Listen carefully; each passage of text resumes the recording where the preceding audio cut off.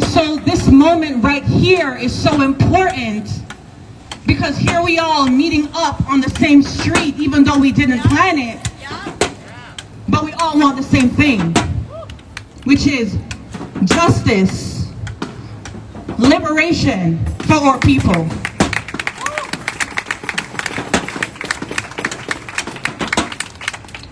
I want y'all to, I don't know if you took notice of the streets as you entered. I want you to think very carefully about the fact that the streets that lead to City Hall are blocked off. We couldn't even walk on that street. It is being secured by police officers that you pay. Y'all pay them. And they're blocking off that street so that you can't walk on it, even though your tax dollars built it. That's your street. That is your building. And they work for you. Well, they're supposed to work for you, but they're working against you. Right?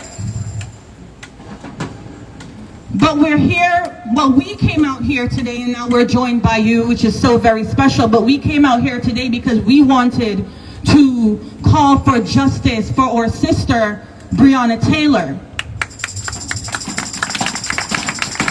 Because that sister was an American hero. A real American hero, not the fake ones like the ones across the street. Like a real life American hero, like black women always are. And I'm gonna ask y'all to do something really right now, just because I'm annoyed that they're trying to block us off of our own streets. If the bikes and y'all who are here could just fill up, just go out into the streets, because it belongs to you. So take ownership of that, because it's yours. Right? Breonna Taylor was asleep in her bed after doing shift after shift after shift, saving lives during a pandemic, because she didn't have the luxury of staying in the house for months and protecting herself. So she was out there working 2 essential jobs. And in came America's biggest gang and most dangerous gang. The police, with a no-knock warrant. And they kicked or knocked her door in, and Kenneth Walker did what he should do, and he busted at them, because when strange people come into your house unannounced at night while you're sleeping, you protect yourself. And you better file some fucking good. And that's what he did. Because he was doing what we demand of black men. He protected his black queen.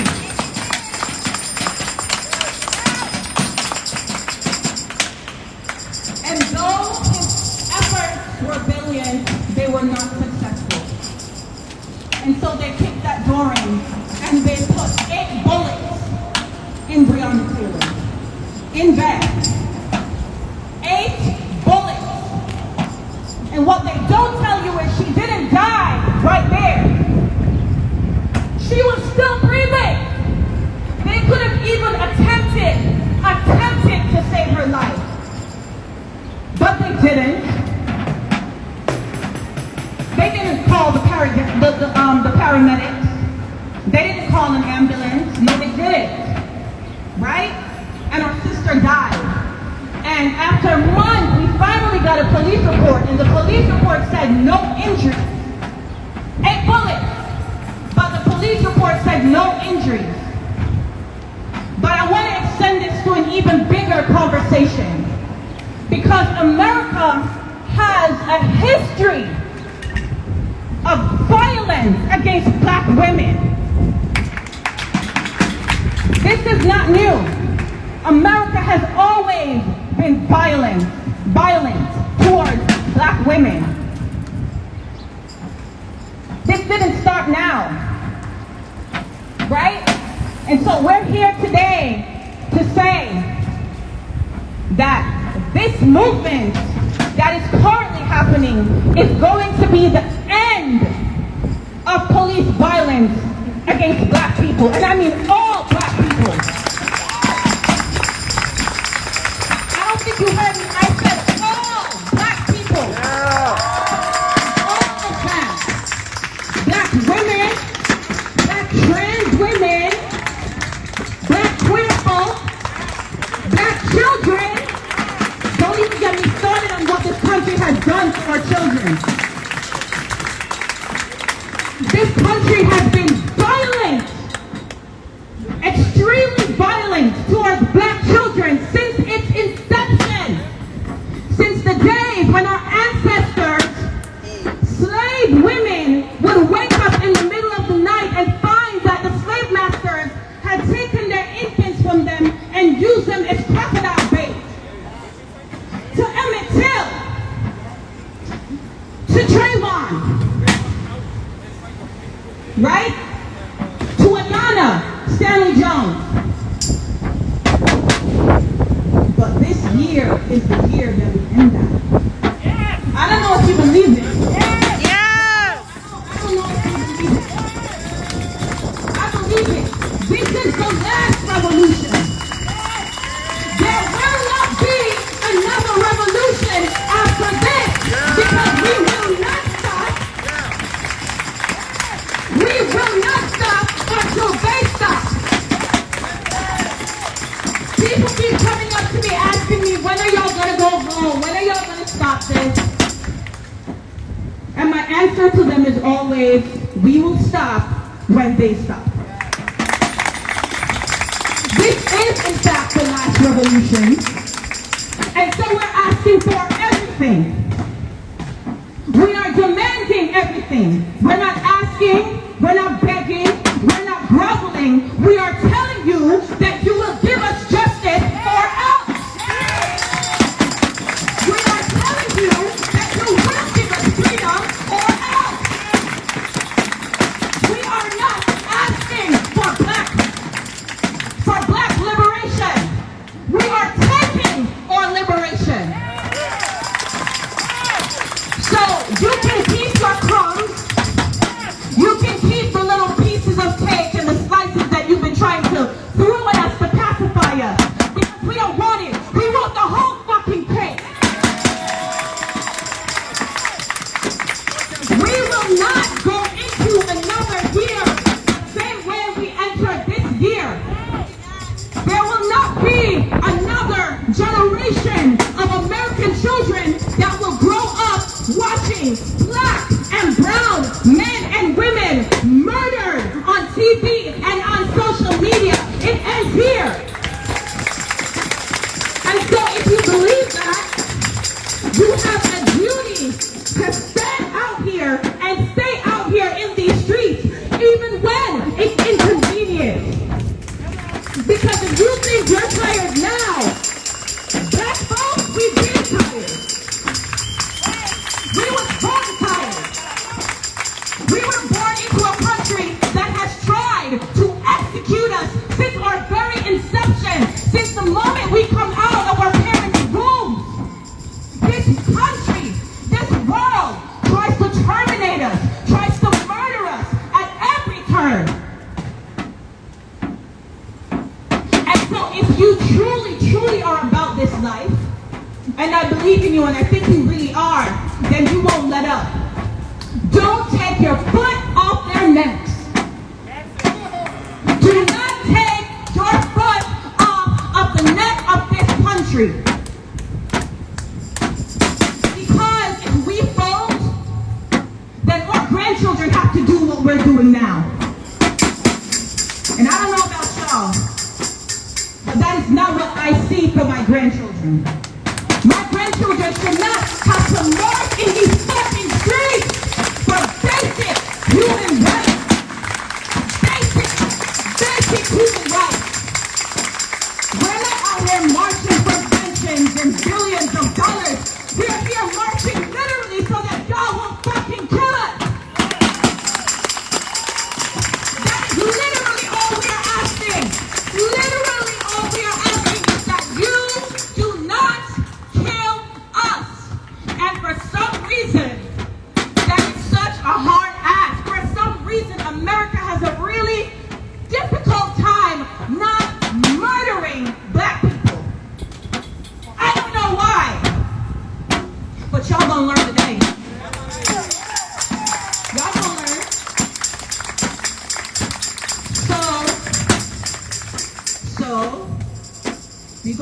here tomorrow, and the day after that, and the day after that, because we're not here for reform. We gave you a chance to reform this justice system decades ago. We gave you a chance to reform this justice system with Mike Brown. We gave you a chance to reform this justice system with Eric Garner. We gave you chance after chance after chance at reform, and you said no. You spat in our faces and told us it was raining. So now it's too late. We don't want reform. We are going to abolish this whole fucking system. We are going to burn this shit to the ground, and then we are going to rebuild it from the ground up. And by the fucking end of this revolution, we will have a justice system that works equally for everyone.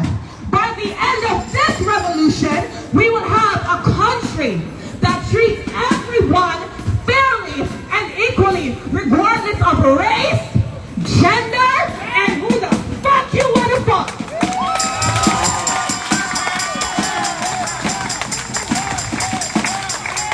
We're gonna burn this fucking shit down.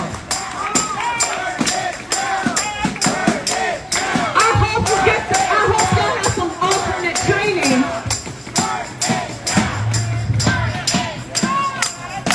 I'm about to turn it over, y'all. I'm about to hand over the mic. But I really hope y'all start doing some courses or some, I don't know, associates or something. I hope y'all got a backup plan. I hope y'all probably should, I don't know, sign up for this fall semester or something.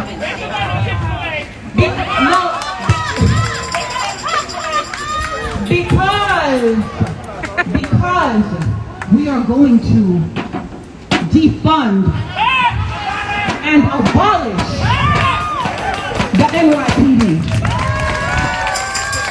We are going to defund and abolish police departments all across the country. And that is not a threat. That's a fucking promise.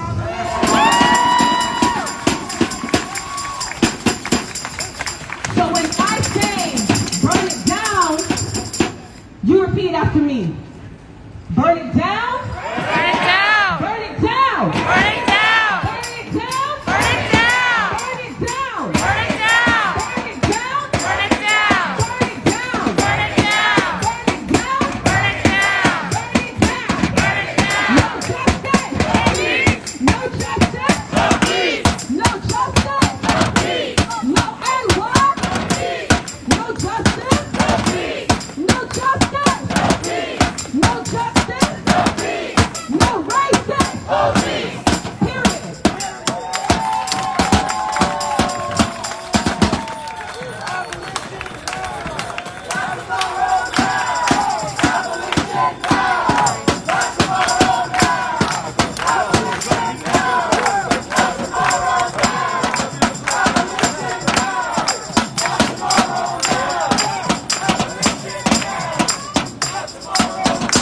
Mic check.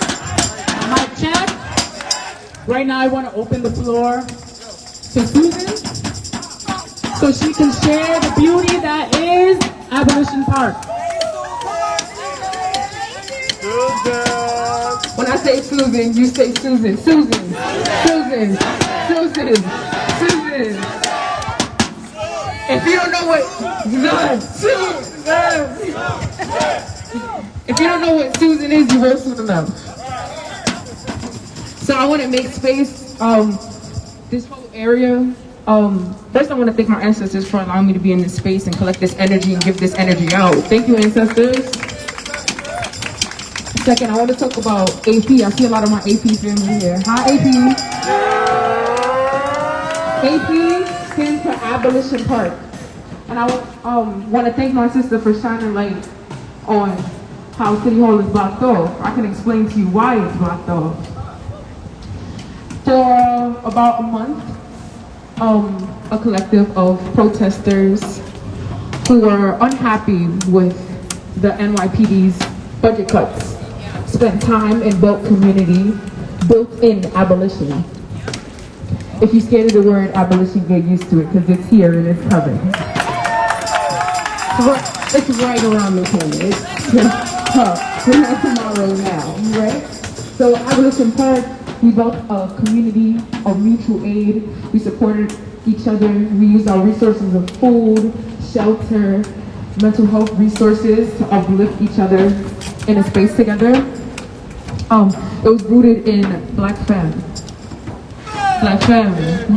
We had a library, we had a bodega of free things of whatever you need. We had a garden, we had food, not what you needed, but what you wanted. That was abolition. We worked on a mindset of abundance. Abundance. Right. So Abolition Park, you take what you want, and you give what you can. And you support your brother, you support your sister in what they need. Or you support your non-binary person. In that, yeah. AP holds dear to my heart. It's not just the space, I want to say that. So it did break my heart to see the police tear our stuff down, throw our stuff in the garbage, arrest our community members. Without reparations, we didn't get anything back. We still haven't got anything back. We are still injured from that. But we are pushing forward. Because you can't break our community. As you can see, AP, put a fist up, AP. AP, put a fist up. Huh. AP, I love y'all. I love everybody, but AP, I love y'all. Huh. When I tell you community is not a tangible thing, it's not something you can pick up and feel. You feel it, it's in your body, it's in your spirit. Wherever you go, you take it with you. I take AP with me everywhere. I carry that abundance mindset. I carry that abolition mindset. That little reform, it's a joke for me. It's a joke, I laugh at it. Reform. Reform. A joke. I urge you to talk to someone who is in the AP space. I feel like AP should be a part of every community. It's how we will grow. I'm not talking about that space right there, I'm talking about this community. Speak to AP, speak to the community, learn about it. Support AP. This is one thing that I don't even want to dwell on too long, but I feel like AP needed to support and we didn't get it. We didn't get the love. We have to look for it in each other, which we found, and we have, but we need outside support. We need you to be AP too. Right. We need your support. You can't be there physically, donate. Donate food, donate money. We are still housing houseless folks that got kicked out of our beautiful homes. We are housing them still. We are feeding them still. We are providing mental resources for them. So I'll tell you this. Our GoFundMe for our houseless family is gofundme.com/Abolition Park. And then our Venmo for food when we do direct actions is Abolition Park. It's Abolition Park on Instagram, Abolition Park. Everything is Abolition Park. So yeah, I just wanted to shine some light about like the spirit of this space. There's a lot of energy here. Not only is this an African burial ground, in City Hall Park where we spent on our time are buried bodies and plaques there as well of beautiful, beautiful African ancestors, and we honored them. And we made sure everyone in that space was aware of where we were standing and who was buried beneath us. And they guided us in that space, that beautiful space. Look up pictures, look up art, look up the moments we had. Good, bad, ugly, we worked through them. That was the new world in there. That's what the new world is gonna be. Abolition Park is gonna be the new world.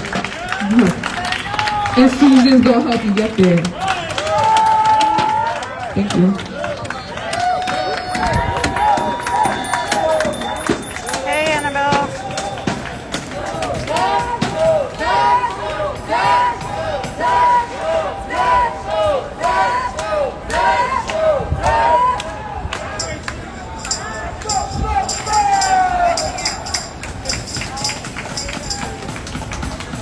Hey, Justin. When I say I go, you say I may. I go. I go. I go. Agomi, are you listening? And Ame means yes I am in the language tree from Ghana.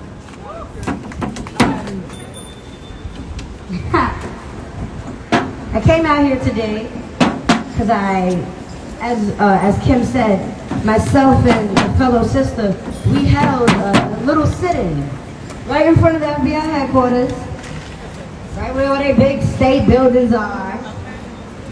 Because for some reason, Breonna Taylor's case has been closed. What? Let's trace some steps back. We're talking about a case in which the person you were looking for had already been apprehended, had been put behind bars, but you stormed this woman's house with a no-knock warrant, used a battering ram to knock their door off the fucking hinges. Do you know how hard you have to knock a door to knock that shit off the hinges? All of their neighbors said there was not one fucking knock. You came in with a battering ram off rip. Then from there, when her man did what he was supposed to motherfucking do, which is use his legal firearm to protect himself and to protect his woman, they fired 8 shots. She got up because she was also confused, and she stood in the hallway of her home, and they fired 8 shots into her body. Then they left. They didn't call the paramedics. They didn't try to use their menial training that they had, which is little to none, to try and save her, to try and at least help. They left. And for 5 minutes, Breonna Taylor, a 27-year-old EMT worker, laid, struggling, coughing, as she bled out and died in her own home. In the one space that you would have thought you were safe with your man in your home. And it was where she died. Excuse me, it was where she was murdered. Right there in her home. So now, here we are almost 150 days later, and 1 officer out of the 3 has been fired. And let's talk about how Kenneth Walker, her boyfriend, was arrested. Because, what was it? He was charged because of the fact that he shot at them. Not sorry, but if you're laying in your home and you hear somebody make the loudest fucking noise ever at your front door, what the fuck are you gonna do? I'm gonna get the fuck up and I'm gonna buck back. Pop, pop, nigga, fuck. Excuse me, I'm sorry. I'm sorry. I mean, not here, we use that language, I'm sorry. Go ahead, be you, be so you. I say all of that to Be say, you, be you.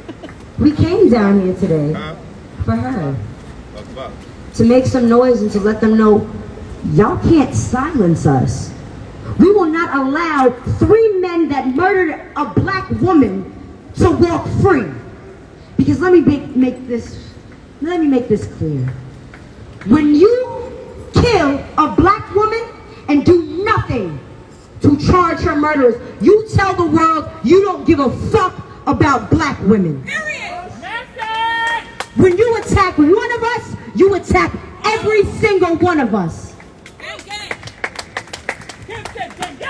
Gang. So we came out here to do that. And I love this spot that we chose, the FBI headquarters, because I had said, oh, the African burial grounds is right there. We have to make note of that. We have to definitely stop by. And we sat right there on that corner in front of them, and then you guys came along. And look where you guys ended! The second largest slave port in the United States of America was right here in New York City. That's what they don't tell you. They're going to tell you about Georgia, they're going to tell you about South Carolina, but they're not going to tell you that the second largest slave port in the United States of America was right fucking here. 1 in East New York, 1 right here downtown, and 1 in Harlem. Where I'm from Harlem, baby. Make some motherfucking noise if you in the building from Harlem. I mean, Brooklyn School. I mean, this is hot. Brooklyn's cool, you know, I like Brooklyn. I like Crown Heights, my cousin lives there. sorry, Brooklyn. Oh, it's okay. Yes, yes. It was Brooklyn. It's okay, like it's just. No, Brooklyn's cool. I mean, okay, if you're from Brooklyn, make some noise, might as well. How y'all went off for Brooklyn and now y'all not making noise? Why are you making noise? Okay, anywho, like I said, I go. Amen. This is the second largest slave port in the United States of America, right here in New York Bless City. Right here where we live. Right here where we think we are the most liberated out of the 50 states. We're the most progressive. But right here, as we stand on colonized African burial grounds, do you understand what that fucking means? They blocked off and created fucking programs and to teach about the black bodies that we are standing on. Bless. Because out of the 12 million African people that were taken from the Gold Coast of West Africa, brought onto ships across the triangular slave trade, to the diaspora, to Haiti, to Dominican Republic, to fucking Puerto Rico, to DR, that's the same thing, to Brazil, because if you did not know, Brazil is the second largest place in the entire world with black people. The largest population of black people outside of Africa is in Brazil, baby. Wow. Because 4 million Africans were taken to Brazil. Wow. And they were the last to abolish slavery. That's crazy. And out of these numbers, Look at all these facts. 500,000 were brought here. Now, when you compare the numbers of 10 million to 500,000, it almost sounds like nothing. But let's keep it a stack. 12 million were brought onto those ships. Out of those 12 million, only 10 million survived to be enslaved. Out of those 12 million, 2 million died on the way here. That means that their lineage didn't get to continue on. That means that their lineage ended here, on the grounds that we stand on, in the waters that we swim in, that replenish us. And everything that we do, they are with us. And everything that we do, they walk with us. We walk on the shoulders of giants. Don't let that textbook that only told you about 3 pages about where black people came from confuse you. They gave us 3 pages in the textbook because they understood many years ago when we were enslaved that the strongest weapon is knowledge. So they knew when you made it illegal to teach slaves how to read or write, you are killing us. So they know that if they put our true history in textbooks, we'll be too motherfucking powerful to stop. Yes. Look at us as we are. We are already mighty and we are already powerful. But we are non-stopping when we know where the fuck we came from. When we know the empires that we built, that we are the descendants of empires. We walk on the shoulders of giants. We walk on the shoulders of the strongest motherfucking people to grace this planet, baby.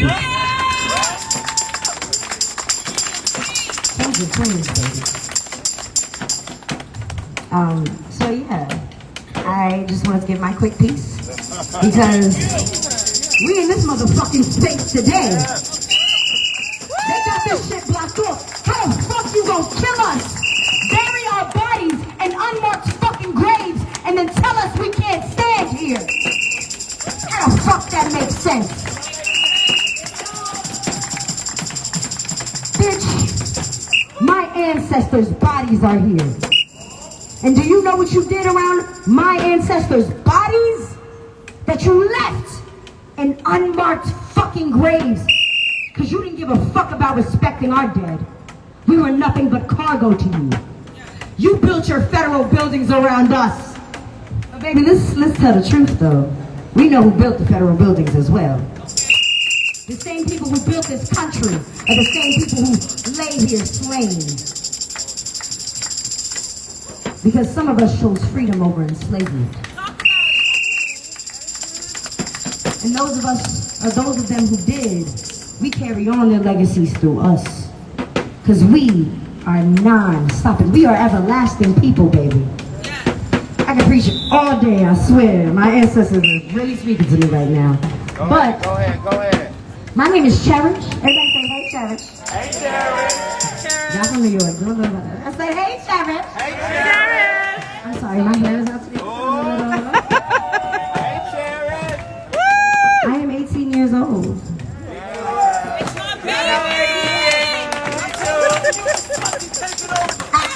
He's taking the fuck over. Do you know why the youth is taking over? Because we now have the tools and the knowledge to change what the fuck we don't like. On this day, in 1965, when my mother was 5 years old and my grandmother was 45, they signed the Voting Rights Act. On this day in 1965. Do you know how they did that? By doing exactly what we're doing right now. By holding sit-ins, by marching, by refusing to be silenced by the man. And here we are, 55 years later, still standing tall and fucking strong. Because baby, we are unstoppable. They kept giving us their little tools and fuse, but baby, that's not enough. We have come to reclaim what is ours. We want reclamation. We want reparations. And we want abolition. We want abolition, baby. Your bullshit systems will not work that much longer. I almost feel weird when I turn to speak to officers. Because they don't have any fucking power. I had this very long conversation with the lieutenant today. He was black, you know they always send the black officers over to calm us down. Yeah, I mean, fuck you guys too. But he sent over a black lieutenant, and he was older, he was an older man. He reminded me of my own uncles. My uncles were police officers, I'd say fuck them too. But, you know, that's a different story. So, you know, he's speaking to me, and I'm like, well, how long have you been on the force? 39 years. It's just a long time. So I asked, well, what are you doing? You know, like, what pull do you have? You have a white shirt, you have a lieutenant name on your shirt. You have power, right? Because City Hall was blocked off, and that's where we were supposed to meet. He wasn't doing nothing. I'm all for Abolition Park. Shout out, yeah, it's just, yes, AP. But we were just trying to gather and give food and water out before we came to do our sit-in. And we couldn't even fucking stand on the block. And even when we calmly gathered right outside of their barricades, he still had something to say. So I was confused. I was like, well, he's like, I'm gonna make a call, see what I can do. What do you mean, see what you can do? Baby, you don't have any power? How you a whole ass lieutenant working for 39 motherfucking years and you can't even tell me, yeah, sure, you guys are good. You have to come over and speak to me because I pose a problem. After 39 years as an officer of the NYPD, after you've worked your way up through your bum ass ranks to become a lieutenant, and a black lieutenant at that, a black man as a lieutenant, he was tall too. And you know, they ain't scared of tall black men. Tall black men are the most feared in the world, baby. Whoa. They fear us, which is why they try to silence us. Whoa. But I say that to say I was confused. I was like, you don't even have any power. You've worked for 39 years, and what do you have to show for it? Because your pension doesn't look that different from those who you are in charge of. If you still got to call somebody else to tell me it's okay for you guys to stand here, baby, it was okay in the first place. Because whose streets? Our Whose streets. streets? Our streets. Baby, it was okay in the first place. But you had to call somebody just for them to tell you it's okay for them to stand there. You better call Tyrone. You actually don't have anything to prove for your 39 years. And I almost feel bad for him. I mean, not really, but like, almost.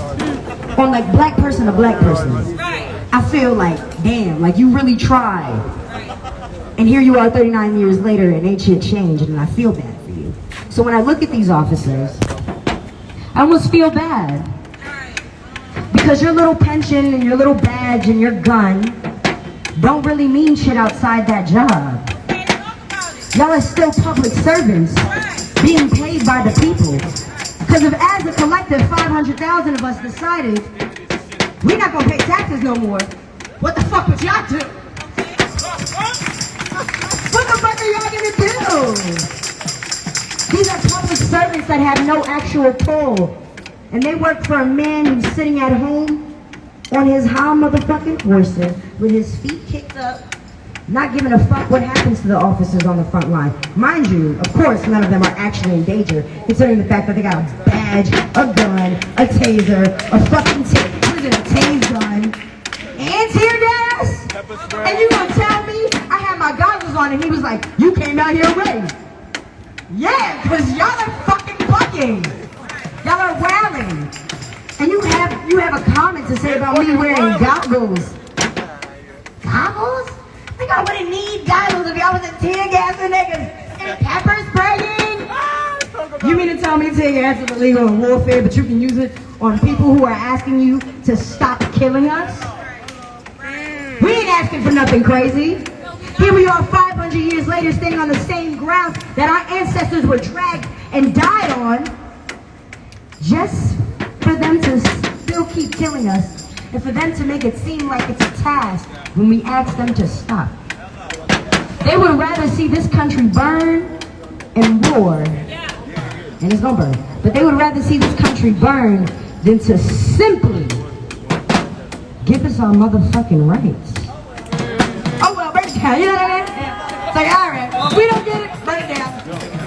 We tried. It's been 500 years. So my last note is, what I always like to say is, the reason we will always win is because we are fighting from a place of love. We are fighting from a place of love, as Queen keeps saying.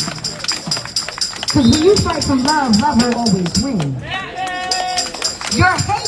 Their hate gets them so much further in the short run. Because they don't give a fuck what happens to us. But in the long run, baby, somebody's kid gonna be tired of having their parents killed. My mother said this not too long ago to me. She was like, they lucky we only want reparations and not revenge. Y'all are lucky nobody has ever come into your home while you were sleeping and strung your 14-year-old by the neck in a fucking noose and dragged him through the town for people to see. You lucky nobody has ever set your home on fire while you were sleeping with your children. Because that's never been our MO. That's never been what our fight has been fueled in. It has always come from a place of love, and that's why we are standing here 500 years later, stronger than ever, baby. So, like I said, my name is Cherish, and I'm 18 years old. I will be attending Spelman College. I'll be a freshman in like a couple days. I've been out here on these fun lines, so I actually don't know when school starts and all of that. But I've been out here, and I've been out here for about 2 months, and I'm going to Spelman, baby! He's going to my house! Black excellence, baby! So, yeah, like I said, my name is Cherish. I just started an organization, like, we're still like a baby, like it's still in the oven. I'm still protecting my child. Our organization is called the Descendants, because we are the descendants of the enslaved you could not break and the Africans you could not kill, baby. We standing on the African burial ground, honoring our ancestors, but baby, we still here.